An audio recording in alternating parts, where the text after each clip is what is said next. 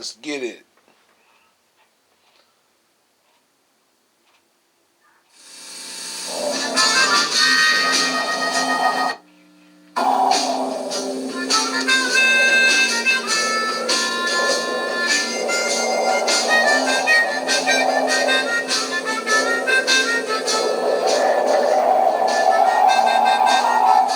The first person that I don't know gave me the inner strength that I needed to overcome or to be able to think about overcoming the tremendous odds that were against me was my grandmother. She came from Wilmington, North Carolina, to see me at Yardville Prison. I was in that prison. I was put in a maximum security unit in a cell with 2 guards in front of the cell 24 hours a day, and the cell between 2 gun towers that could train their guns directly on the cell. I was told that I was in the Yardville unit for women, even though I was the only woman, and they tried to keep me there for the rest of my life. My grandmother came to visit me there to tell me a dream. And she came with all of my family, and everybody was happy, and I'm like, what's happening with y'all? And they said, no, she had a dream. And I was like, okay.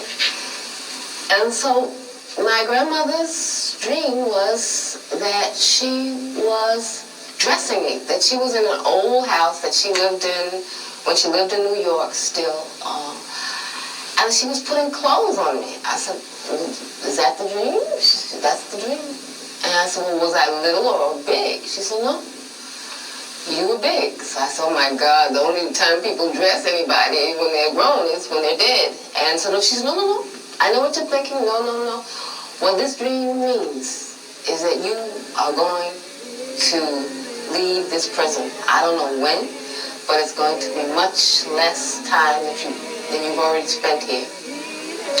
And, I didn't understand the dream, to be honest. It didn't make any sense to me. What does this have and wearing clothes have to do with getting out of prison? But my grandmother has always had dreams, and her dreams have always come true. I don't know how my mother walked her trouble down. I don't know how my father stood his ground. I don't know how my people survived slavery. I do remember that's why I believe. I don't know why the rivers overflow their banks. I don't know why the snow falls and covers the ground. I don't know why the hurricane sweeps through the land every now and then. Standing in a rainstorm, I believe.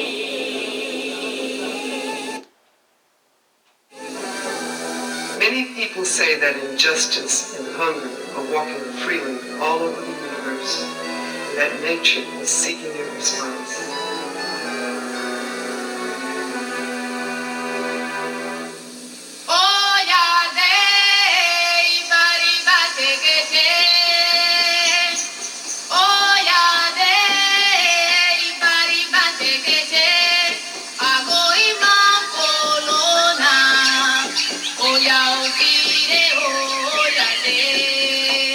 The moon and the sun once asked the earth, where are the women worms? The earth responded, they've been scattered all over the world, but they can always be identified by the beauty in their eyes, which reflects the dignity and greatness of the rainbow. Nevertheless, continued the earth, they suffer greatly, often much more than what is commonly endured by a human being. Why? These are black women right here. Then the moon and the sun responded energetically. We have to look for them. We have to bring them together. Because it is only women warriors who know how to survive in the midst of so much suffering, struggling.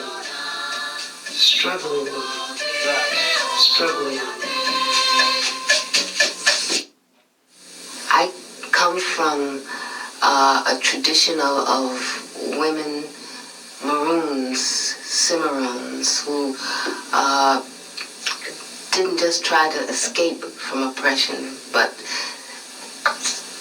were totally mind, body, spirit committed to resisting and committed to winning. Whether it was Nanny in Jamaica, who fought against these enslavers, whether it was Harriet Tubman, who helped to free more than 700 slaves. I think I come from a very strong history, and I simply wanted to live on this planet and to continue that tradition and to try in my little way to make my ancestors proud.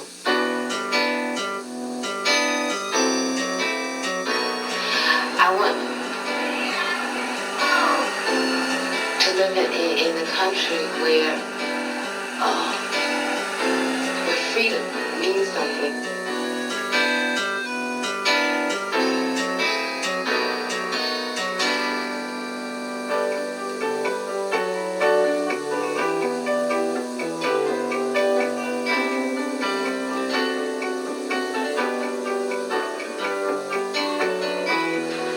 Well, when I came to Cuba, I really didn't know what to expect.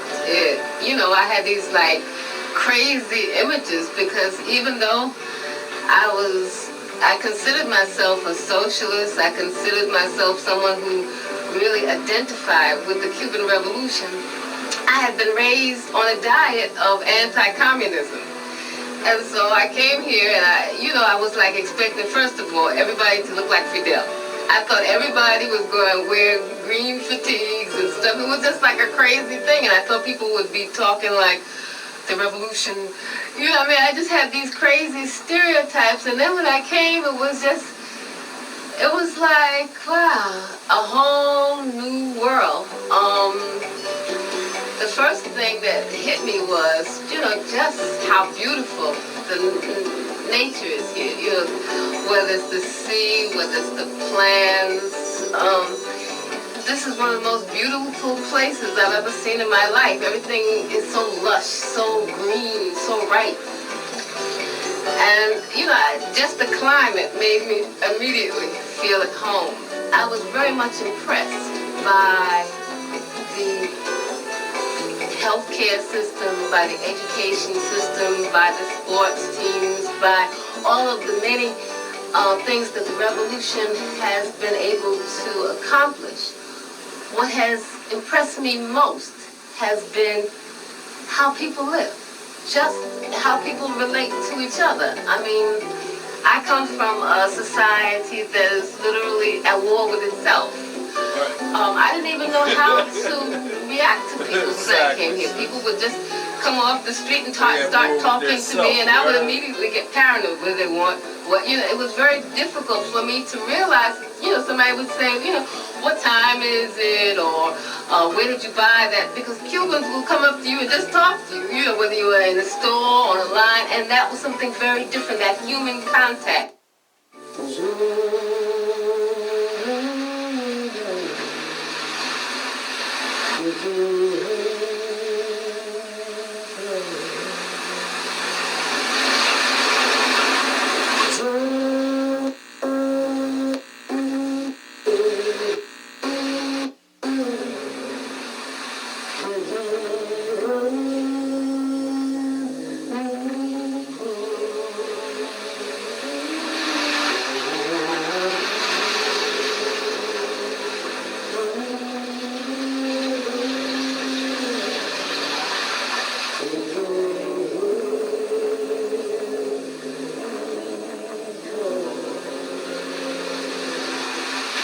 I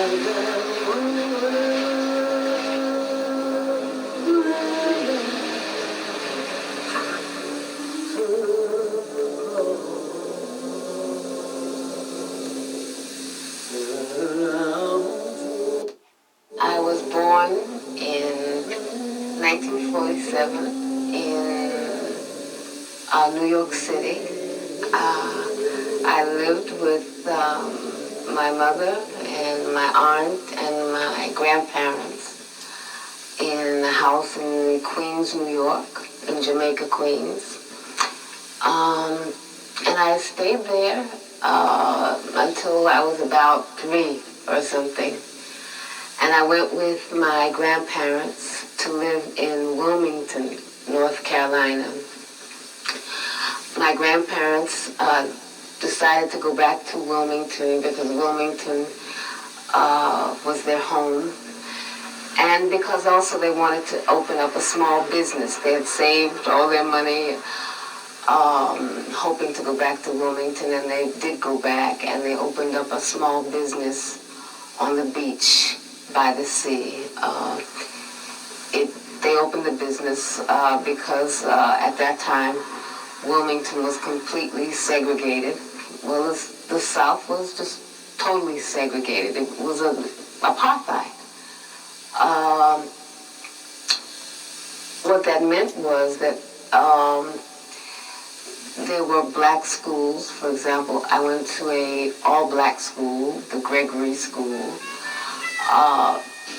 There were the black library. You know, we grew up with that kind of reality of not voluntarily living like that, not voluntarily accepting apartheid, but understanding that the price of stepping out or standing up alone could possibly be death. And from slavery, the idea of a political prisoner started. We were political prisoners brought here from Africa. We were political prisoners in the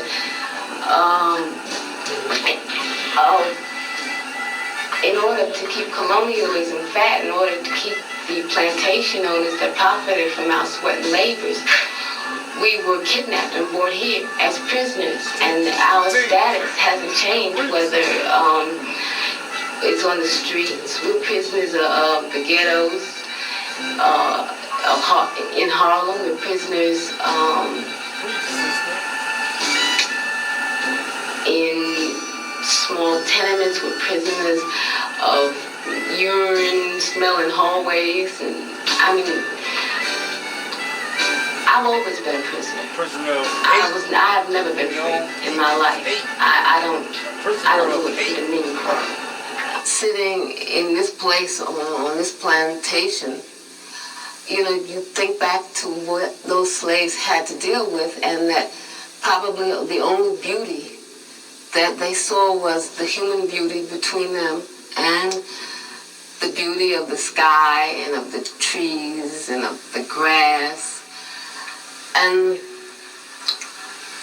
I think that probably helped them to survive, to stay alive internally, spiritually.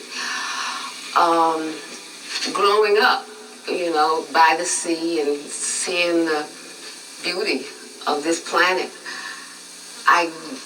it was hard not to really have a profound respect for this planet, for nature.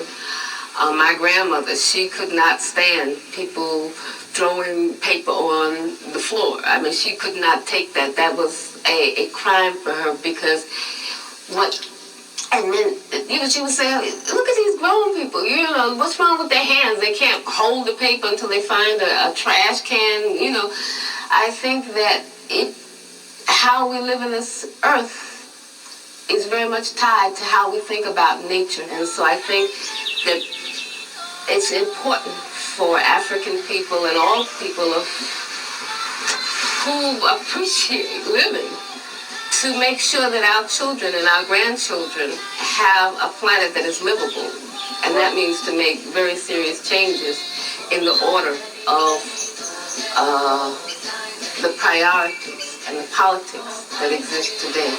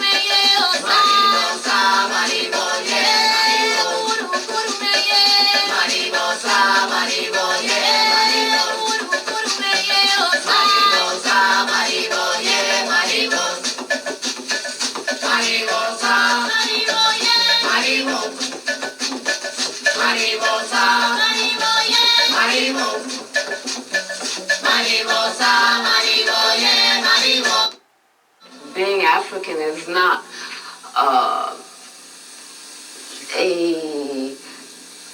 a matter of race. It's a matter of a history, of a culture, of a struggle of a people. And the important thing is to be able to remember that, not to be disassociated from that, not to be torn from that, to carry that on into the future and to carry that on in changing the future.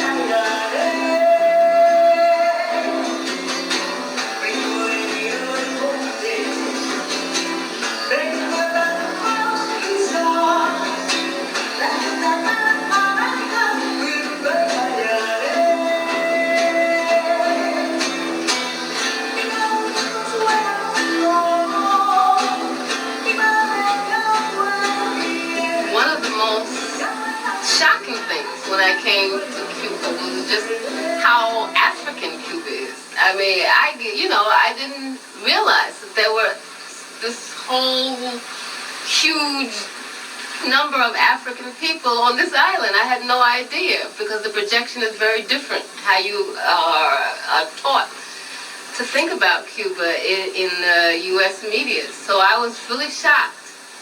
And then I began to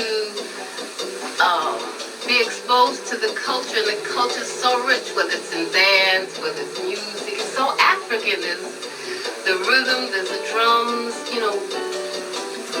I began to be aware of just how much they had robbed us in the United States, because the slavery, the kind of slavery that existed here was terrible and equally as terrible in the United States, but people were able to keep their religions, their gods, their piece of language.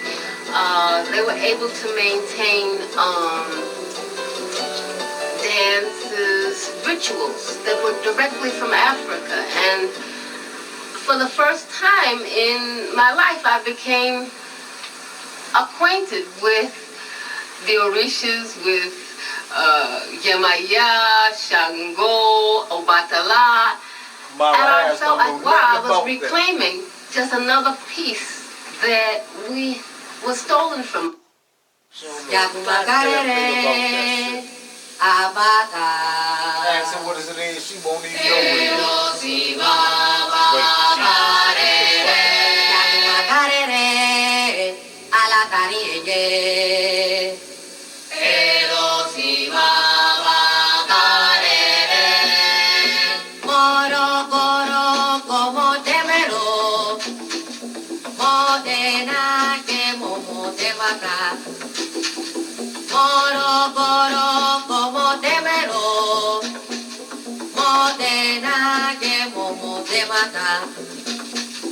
Otani mama tara, teroni mama rora, lawe de loro seriki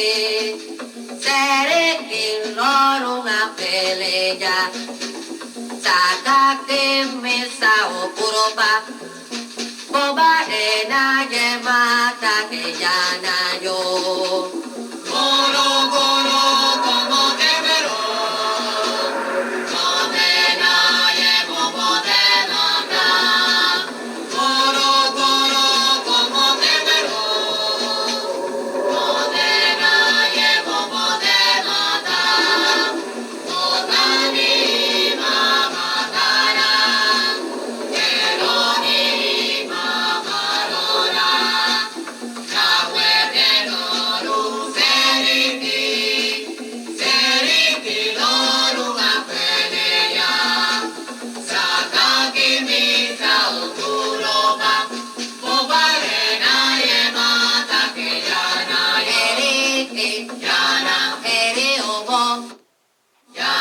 The Black Panther Party came under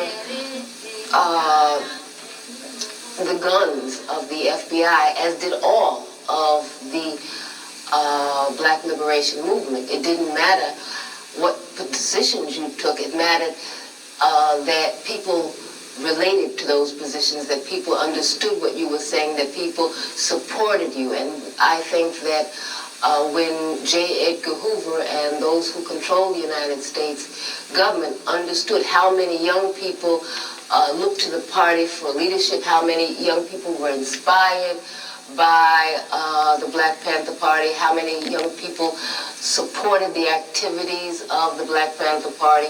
And it was, people, just ordinary street people, working people, mothers, grandmothers who would come to the office and bring clothes, come to the office and make donations. So the government just perceived us as a threat because they understood that we were serious. They understood we were telling the truth, and they understood also that we were becoming a much more sophisticated opposition. We were not just the piece of pie opposition, but that we wanted a real structural change in the United States. And so we took very clear positions. We opposed the United States government intervention in Vietnam. We opposed the blockade against Cuba and all of the other U.S. policies that were hostile to the Cuban Revolution. We opposed the United States policies of supporting apartheid in South Africa. We opposed all of the U.S. government's imperialist policies against all progressive people's struggles. By the 1960s, the late end of the 1960s, the Black Liberation Movement became the main target of the counterintelligence program. And they ain't got no heart for the real Black Liberation Movement. What they did was to try to neutralize all of our leaders to prevent young people from coming together and uniting. And so what they did is try to pit organization against organization. They tried to pit leaders in the same organizations against each other. In New York, where I was, what they did was they arrested in, I think it was 1967, 1968, I'm not very clear on the date, I don't remember it at this moment. They arrested on charges of conspiracy 21 of our most effective activists, of our most effective leaders. As a movement, have to concentrate a lot of our energies on trying to liberate our imprisoned comrades. Even though they were given bail, the bail was $100,000 a piece, and only a few of them we were able to bail out. I think that we cannot look at the Black Panther Party in the past. We cannot look at the Black Liberation Movement as something in the past. African people are still not free, and there are still many, many political prisoners in the United States. It is time for us to demand total, immediate amnesty for all political prisoners and prisoners of war. If we do not take ourselves seriously, if we do not take our movement seriously, then we will have to hang our heads in front of our ancestors. Baba Ojosi, Adeloda, Omolote. Niggas ain't real and ready for the real because our political leaders are being fucking free. All these black leaders in control. And all these motherfuckers, political leaders still sitting in jail. Niggas full of shit, man. That's what pisses me off about these.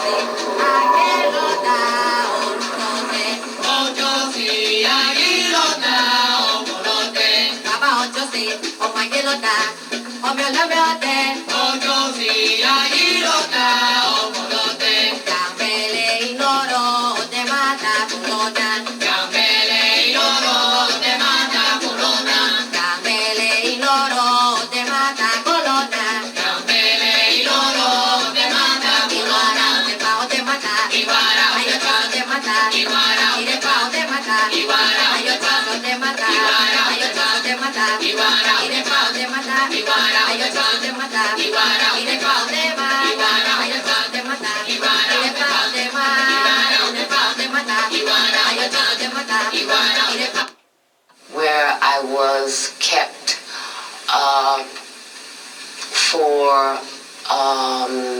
in a room, isolated for something like 4 or 5 days.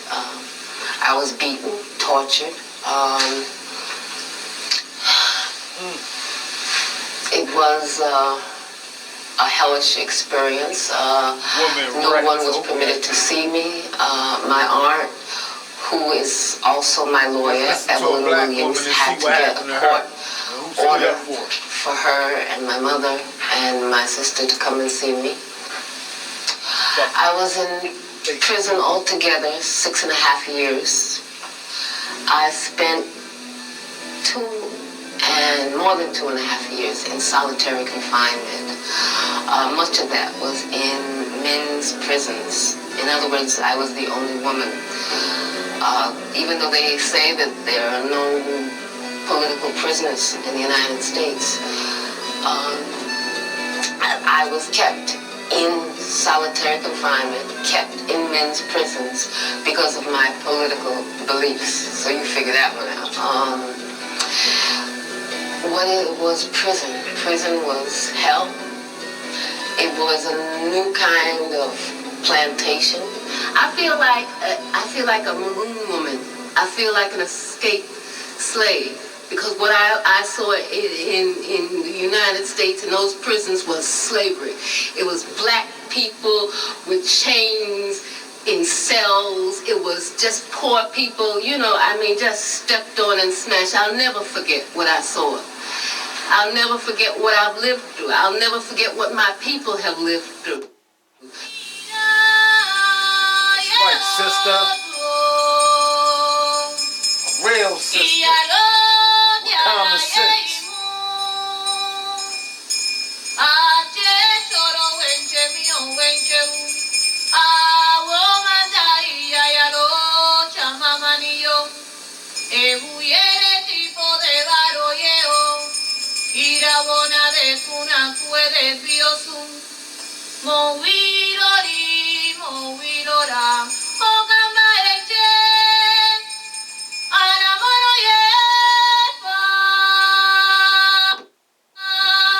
We started to, I don't know, to feel tender toward each other. We started to feel an attraction, to feel like human beings again, I guess is the word for it. And the subject of sex came up, and we thought about it, and we talked about it. And it was really heavy. It was a heavy, heavy thing because, I didn't know how to feel. Because so much that was around us was like slavery, it was like very clear they were out to wipe us out. And it was real. It wasn't any fantasy, wasn't any joke. They were out to take our heads. And, I felt like a slave. I'm sure he must have felt just like a slave. And we said, well, how could we even think about bringing a child into this world? But then what other world is there to bring a child in? The world is a terrible place. And, I thought about my mother, my grandmother, my great-great-great-grandmothers, and what they must have thought about as slaves, bringing life into this world. And we just decided that we were going to live. We were going to live, we're going to struggle, and we're not going to kill our own hopes. We're not going to kill our own life. Sister. We're not going to kill our right to live. Amen, sister. And so we just decided to be human beings, to be people. In spite of all the people that were trying to squash us down, and all the forces that were trying to dehumanize us, we decided there you go, to be sister. human. There you go, sister. Keep life. Who gives you the right to abort life? That's right, sister.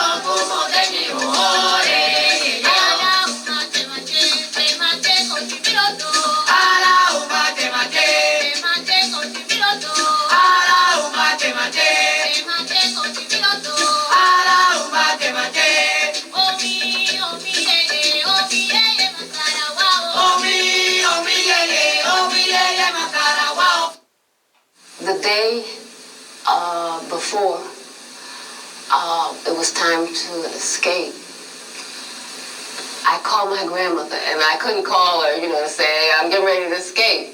And so she said, I want to tell you something. Are you listening to me? Yes, grandmother. I don't want you to get used to that place. Don't get accustomed to that place. Do you hear me? Yes, grandmother. Are you sure you hear me? Yes, grandmother. I do not want you getting used to that place. Do you hear me? Yes, grandmother. And so when I hung up the phone, it was like a sign. It was like, my grandmother knew. It was like everything was ready to go, and everything went fine.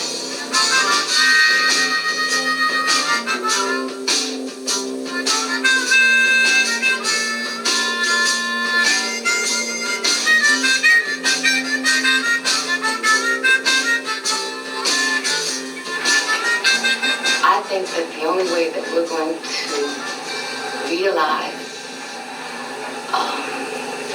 freedom, justice, equality, decent living for people is if there's a complete change. A complete change. Everything has got to be turned around, and that's a revolution. A complete change.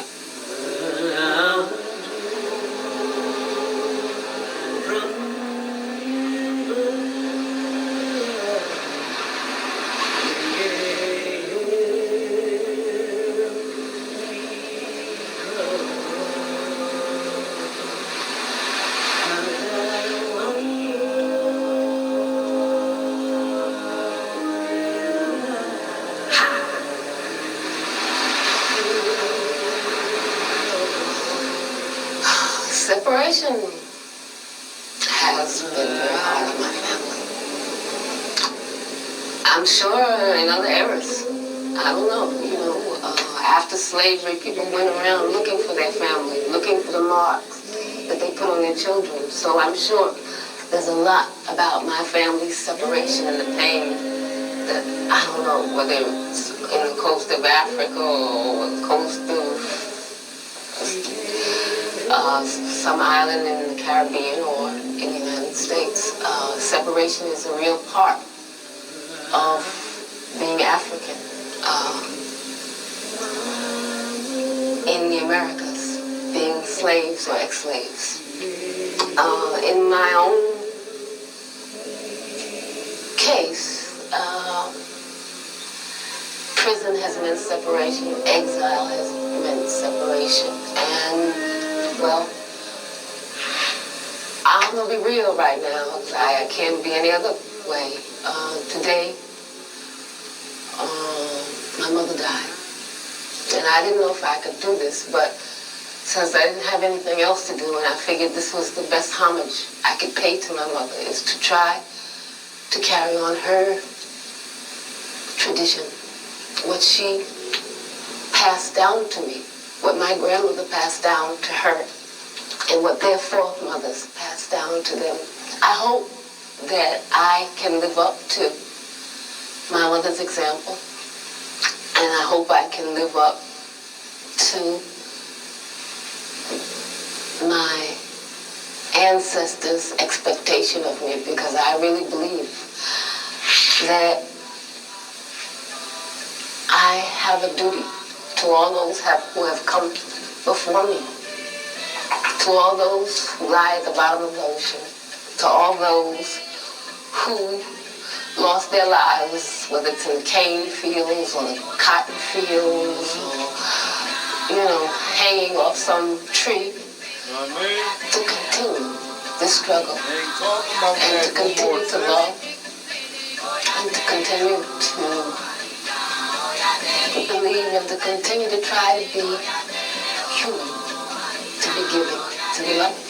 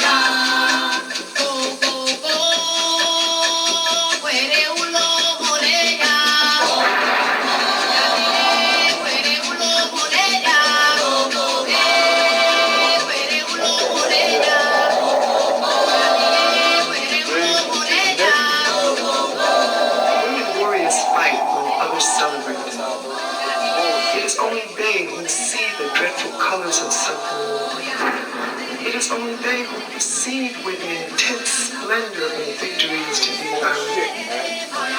Because warrior women are the eyes of the rainbow, the eyes of the rainbow, the eyes of the rainbow. Kamala Harris knows nothing about this.